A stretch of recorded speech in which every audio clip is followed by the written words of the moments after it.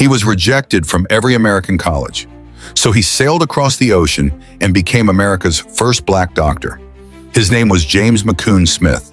Born into the crushing reality of 1813 New York City, Smith was the son of a self-emancipated woman who understood that in a world of chains, the mind must be free.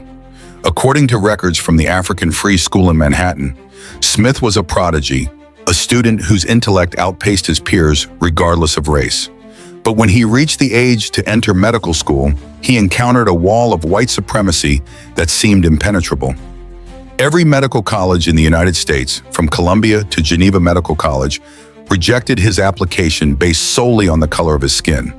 Refusing to be defined by prejudice, Smith did the unthinkable. He raised the funds to sail across the Atlantic to Scotland. According to the official matriculation files of the University of Glasgow, James McCune Smith arrived in 1832. He didn't just survive in that rigorous environment, he dominated it. In an era where most physicians had barely a year of training, Smith stayed for 5. He earned a bachelor's, a master's, and in 1837, his medical degree. When James McCune Smith returned to New York, he didn't just return as a physician. He returned as a direct threat to the intellectual foundation of slavery. In 1838, he opened the first black-owned pharmacy in the United States at 55 West Broadway. It was a clean, professional space that served both black and white patients, a radical act of integration in a segregated city. But Smith's true battlefield was the realm of scientific racism. In the 1840s, a dangerous pseudoscience called phrenology was being used to argue that black people were biologically inferior. Simultaneously, the 1840 U.S. Census was released, claiming that free black people in the North were 10 times more likely to be insane or idiotic than those enslaved in the South. Pro-slavery politicians used this data to argue that freedom was literally making black people crazy.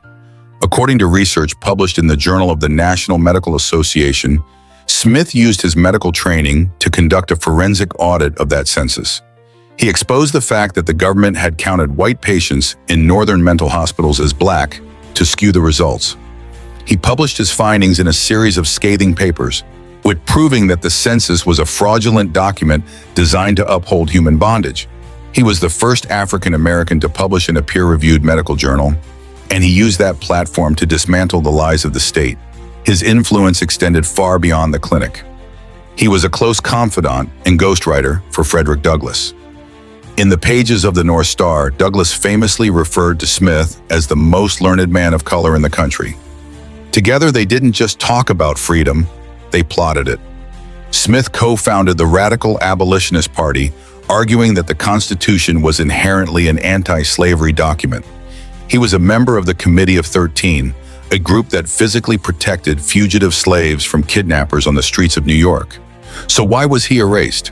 After his death in 1865, the narrative of the first was often shifted to others who were more palatable to the white establishment. But the archives do not lie. James McCune Smith was a man who understood that truth is the only cure for the sickness of racism. He was a healer who treated the wounds of the body while fighting to amputate the cancer of slavery from the American spirit. We have to ask ourselves, why are we still fighting the same pseudoscience and rigged statistics today?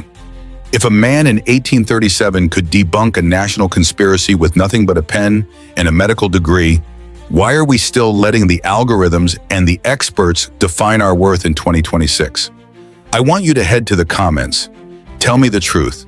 Do you think our history books forget people like Smith by accident? Or is it a deliberate attempt to keep us from realizing that our excellence has always been the greatest threat to the system?